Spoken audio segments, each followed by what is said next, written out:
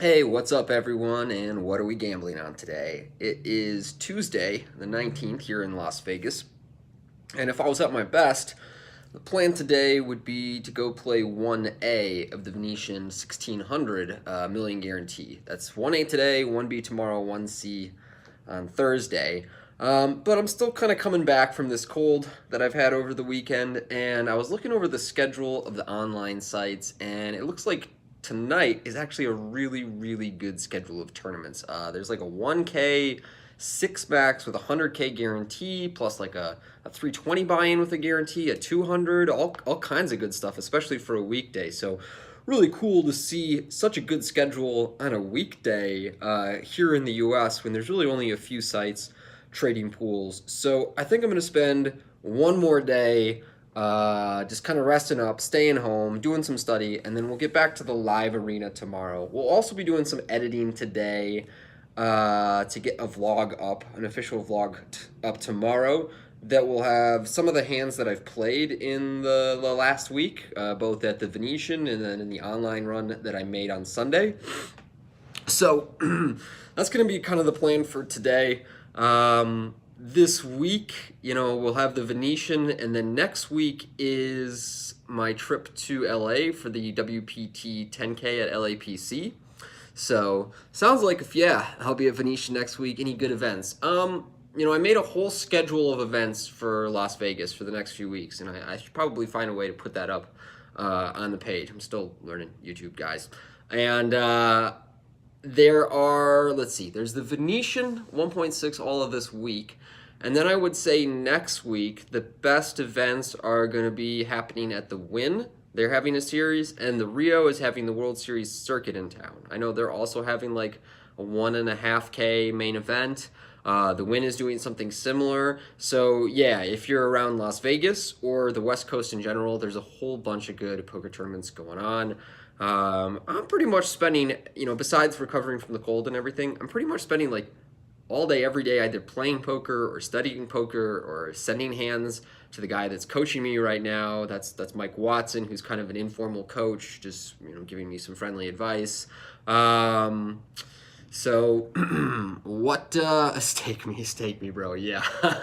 I'm gonna Oh man, I need a stake myself. I mean, not really. I need not to play these stakes, but the staking game is a dangerous one, guys. We could have a long discussion. I'm a massive winner, yeah. Yeah, it's funny, I have been staked for a lot of my career, actually. That's probably a good subject to talk about, is like staking and selling percentages. First of all, like staking and selling percentages in poker and poker tournaments is incredibly common. A lot more so than I think a lot of people outside the poker world realize. Like when I talk to people outside of poker about the economics of the poker world and playing tournaments and how much did you win, but how much did you lose, that kind of thing. They're always a little surprised to hear that staking is so commonplace, but they accept it pretty quickly. They're like, oh yeah, that makes sense. You don't always want to risk $10,000 of your own money. For much of my career, especially when I first started out, I was staked by Mike McDonald, who a lot of you guys know as Timex. Mike doesn't really play a lot of poker anymore. He's running Poker Shares, which is a site where you can essentially buy percentages of players at a markup. It's almost like he's created a casino where what you're betting on is the performance of poker players. And then for a while, he was running a cryptocurrency company out of Waterloo, Ontario. But that he didn't necessarily fold it up, but he reduced it certainly after the crypto market.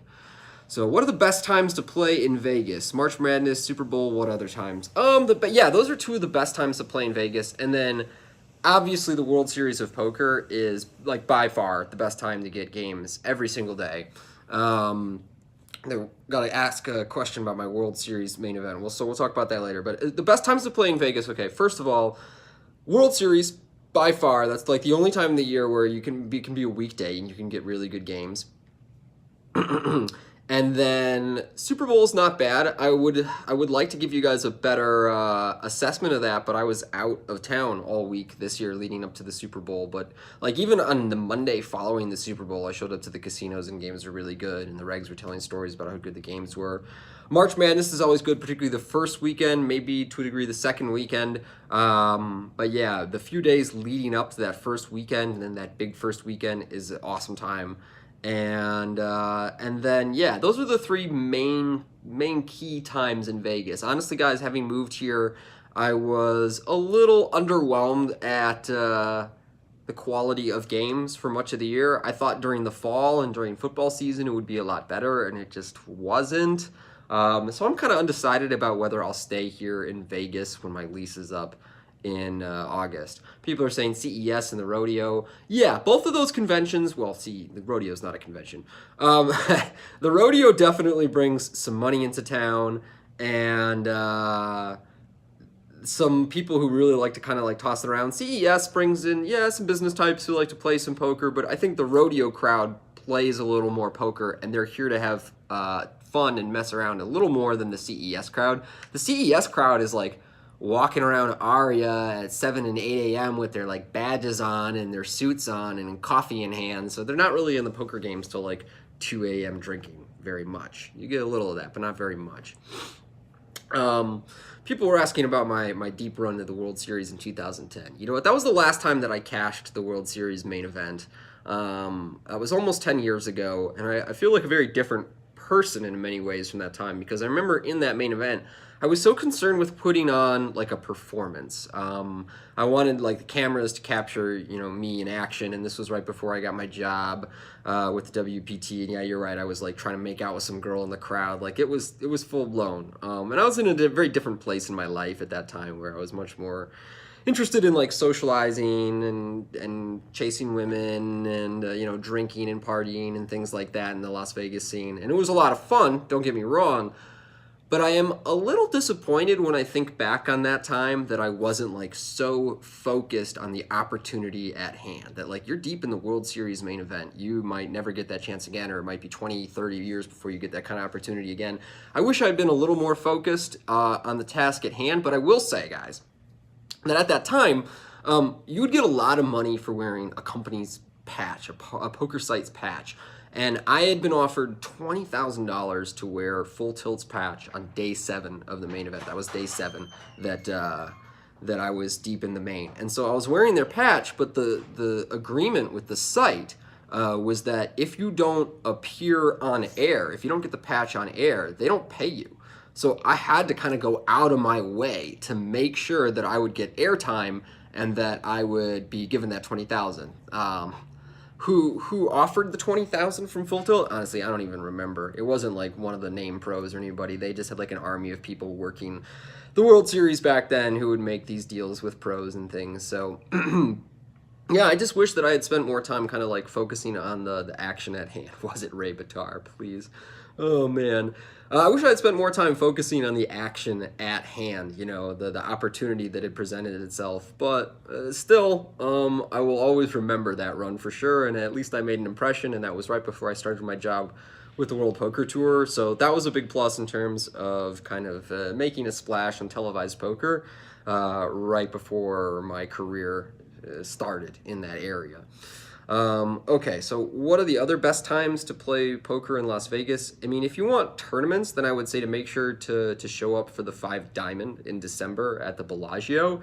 And then I'm curious to see, so we have March Madness, we talked about that, but there's a new WPT coming up at the Venetian, and that one is going to be in mid-late March, and I expect that to be really good as well. So someone's saying that they saw me over at the MGM Grand Harbor a couple of years ago. That's true. There is this, I'm not sure if it's like a charity tournament or just like a recreational tournament that a radio quartet, like these radio personalities run every year at the MGM Grand Harbor.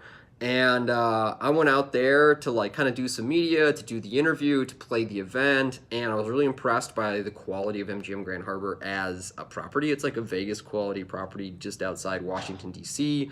The games were pretty good. I remember, I think I was playing a little bit of 25-50 that night. on like a weekday, and then I was playing 10 and a quarter in a really good game, and there was a super drunk dude. And